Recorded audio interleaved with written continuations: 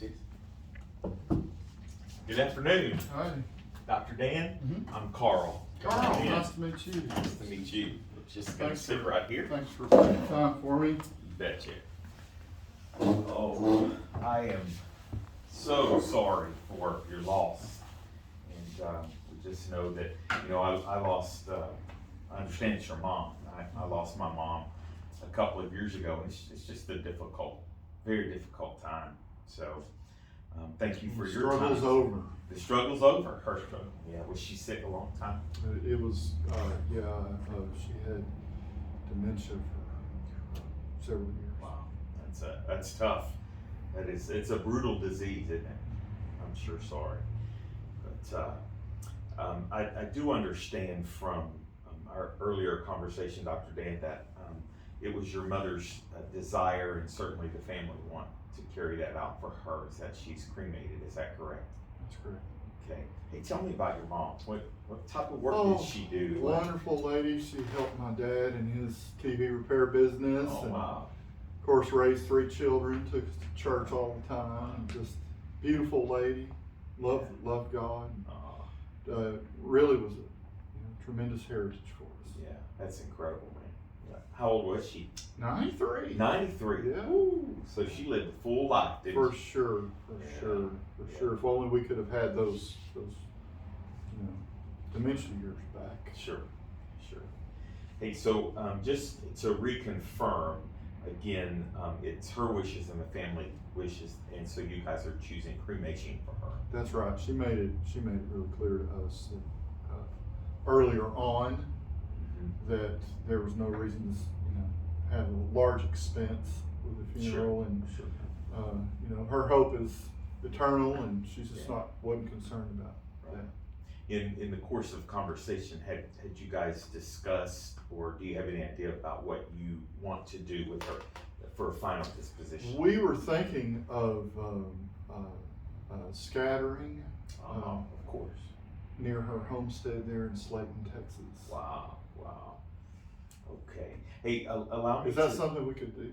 Absolutely. Okay. Yeah. So I'll explain the process to you as we get a little further along.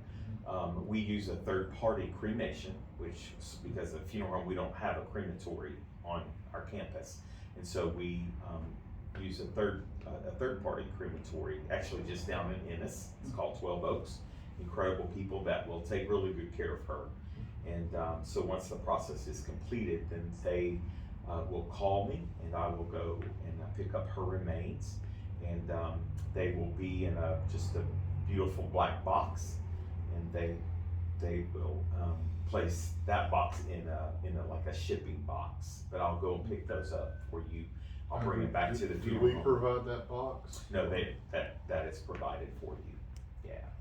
So, but we'll take care of all of that, and when we get her remains back, I'll reach out to you and let you know, and I can either bring them by your house, or you're welcome to come back by the funeral home, and if there's certainly anything.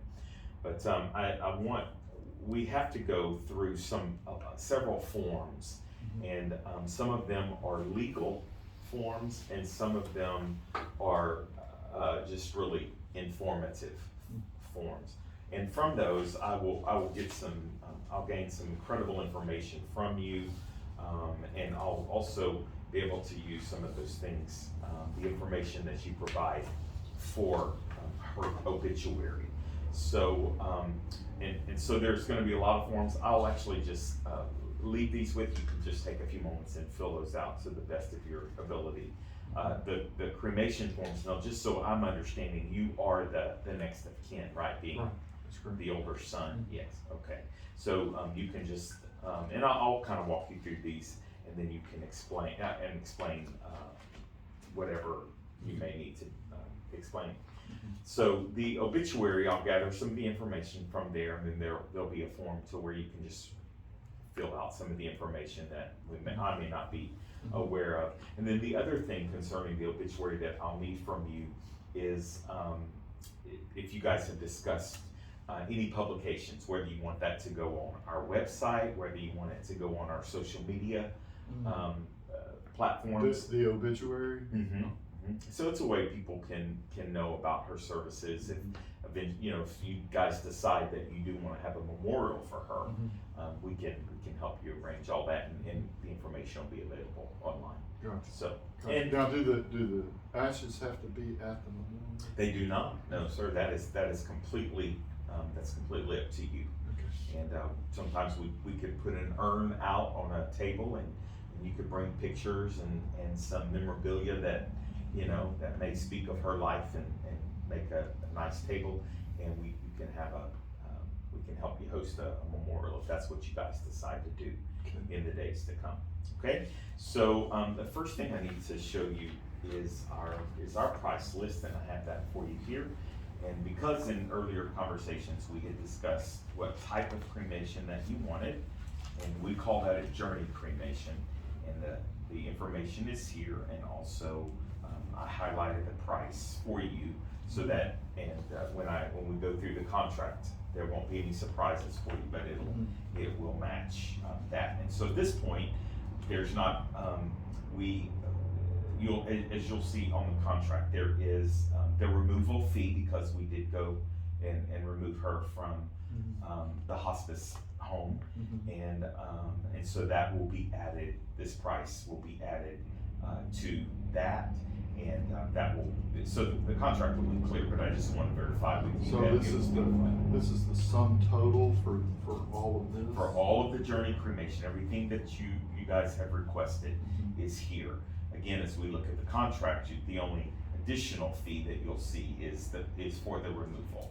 Gotcha. And I'll go Now, it says with your pastor, is his remuneration included as part of this? Yes, it is actually. Okay.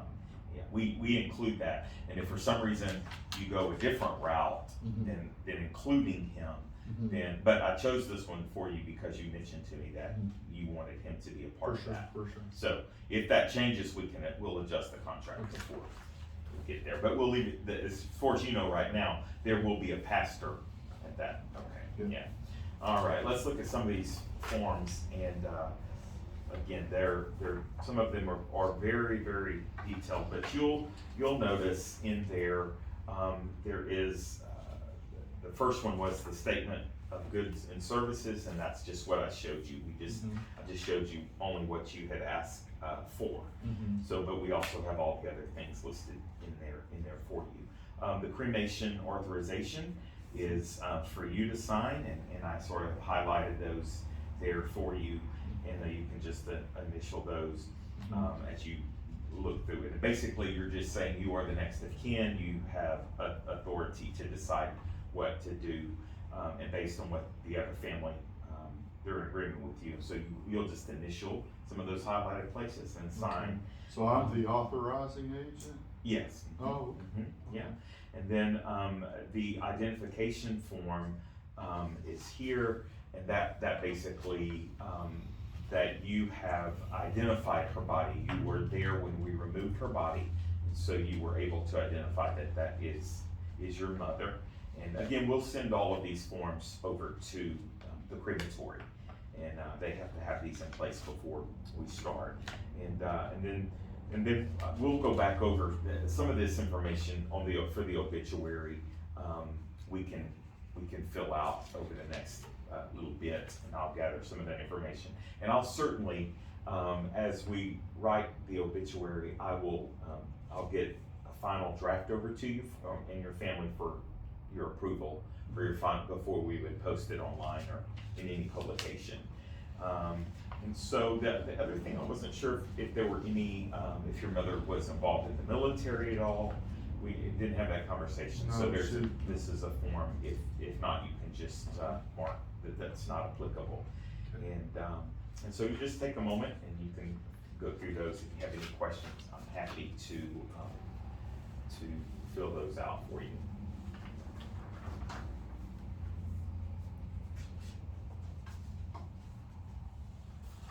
Just be finished, but All right.